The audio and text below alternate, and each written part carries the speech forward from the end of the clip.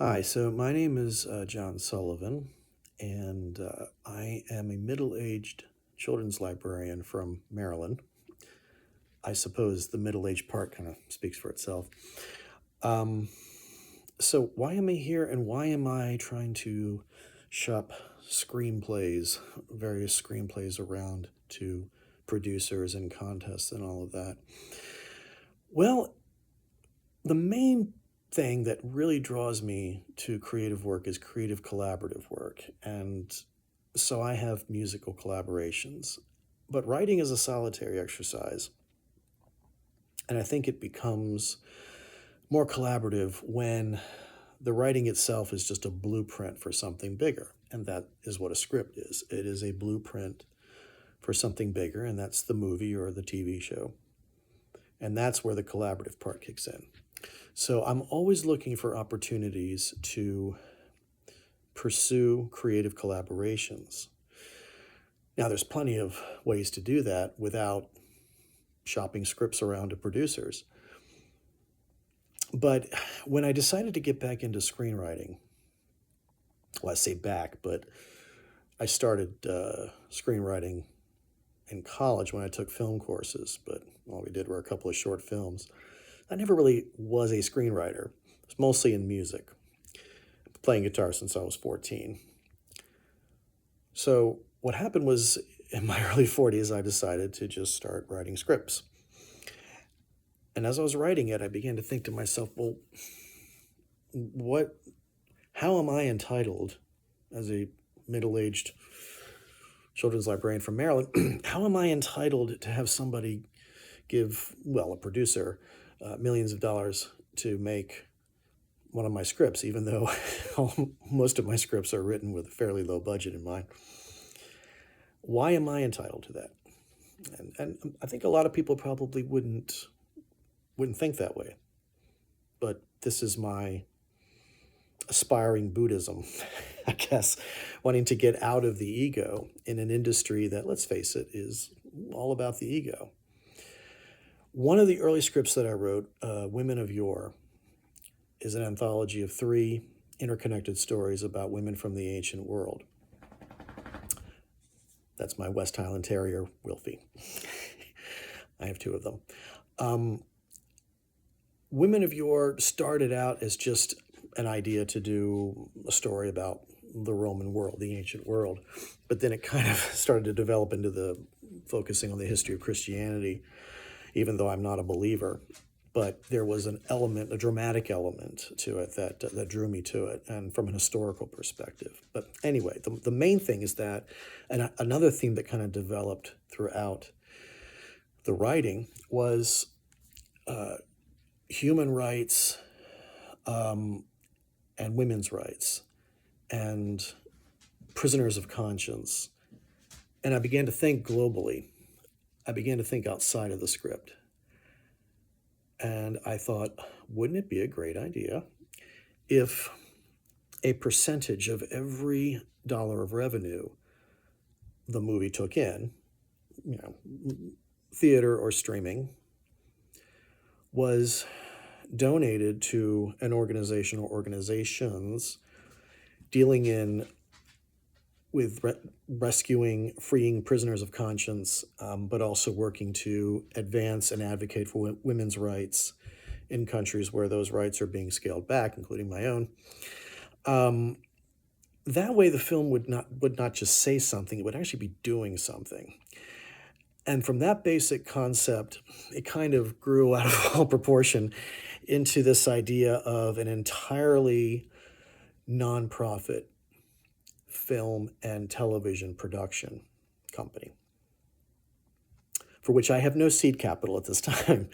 But I do have a name, and it's called Hand Shadows. And think of it basically as A24 meets Paul Newman's spaghetti sauce. But instead of spaghetti sauce and salad dressing, it would be films and TV shows. And each film and each TV show would be a nonprofit production, so that those financing the production, well, there wouldn't really be financing. It would be a charitable donation. And then provided that the amount falls within a certain percentage of the company's gross annual income, they can declare it as a charitable donation. So how would you pitch this? No one loses any money. You don't lose a penny. It's risk-free in an industry that is fairly risky.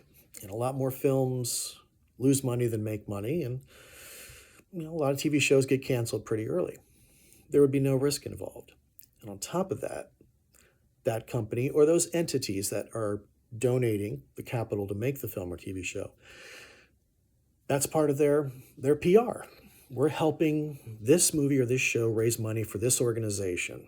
Who are these organizations? Non-governmental organizations, United Nations organizations, organizations that are independently vetted and verified with a process that is entirely transparent and above board. The viewer has to have the confidence to know that that money is going somewhere where it's needed. So that would be the basis. And I have been writing projects basically with that in mind, mostly historical or science fiction. To get my foot in the door, I also wrote a horror screenplay. I love horror films, especially Italian ones from the 60s and 70s, but the genre I'm writing in, giallo, isn't really known very well outside of Italy. So I'm not sure if that'll get me through the door, but you never know, it might. And then begins the process of acquiring that seed capital and also hopefully finding some other individuals that are, loony enough to go in on this idea with me to form the board. And then we could begin creating projects on the slate that would each be essentially, it's like kind of like, crowdfunding. So people can be part of something that's bigger than just the movie and bigger than themselves. Again, that Buddhist idea that doesn't really take off too much here in the West. Well, we can change that. And there is the potential there to create a global movement built around entertainment being more than just entertainment. So that's the ultimate goal. The script that I'm primarily shopping around, as I said, my main thing is science fiction and history. I don't really find the modern world that interesting, and I don't really, it doesn't tickle my imagination. So I like going back way into the past or way into the future or way out into space. One of those scripts, Sapphires in the Shadows of Night, is about an all-female tribe on this desolate planet that are mounting a search and rescue mission for their leader, Diana, who is clairvoyant. And she has been abducted, kidnapped, and is being held against her will by the tyrannical King Jamus. And the Sapphires go out into the unknown to try and rescue her. Well, that's basically the work that organizations do who are seeking to rescue victims of the global scourge of human trafficking. And for me, at this moment in our history, which is not the best period in this country's history, we are being led by people that have engaged in the scourge of trafficking.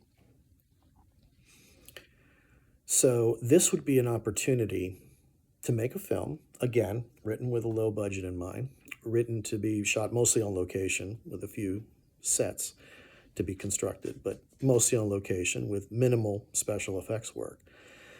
Something that wouldn't cost a lot of money, but could raise a lot of money if it catches on with an audience.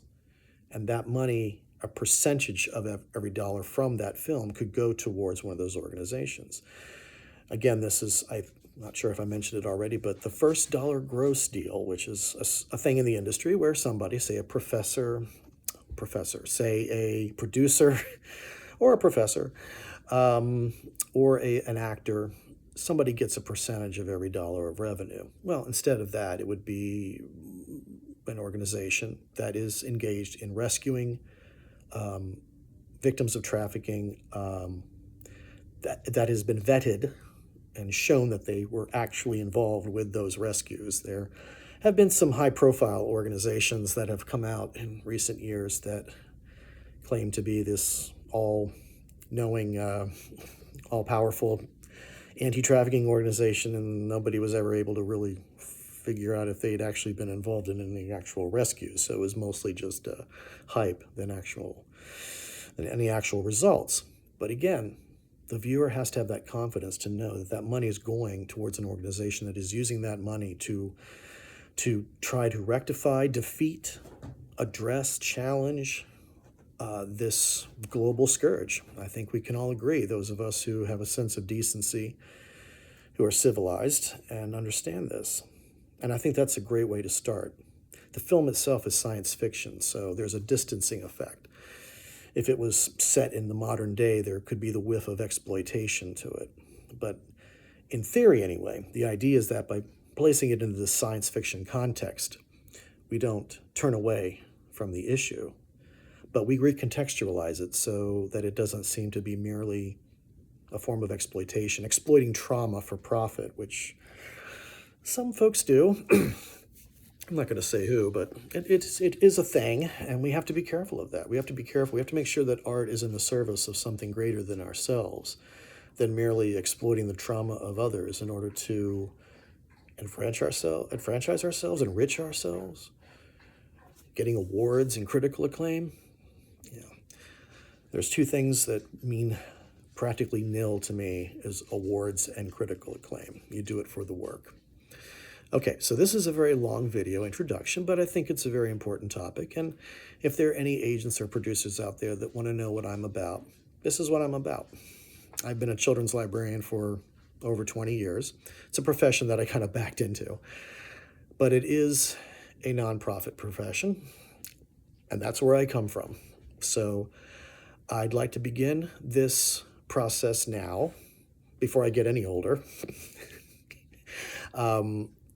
They say you're never too old, but it's always best to try to start as young as possible. And I started this process, at least up here, about 15 years ago. So it takes time, and it takes stages. I only got final draft software like 2 years ago. That's how much my work has been not formatted to industry standard. But now that I finally am getting my stuff together in that regard, let's just say that that is my ultimate goal. And I hope that there's somebody out there that will find my work interesting, challenging, unique, and hopefully gives them a sense of feeling of hope, but also has a strong emotional and intellectual pull on them, that they would be willing to help me get it made and begin this process of what is called impact investing. And if you'd like to look further, there is a producer in Hollywood named Laurie Ashbourne, and she's the head of an independent production studio called LA Story Studio.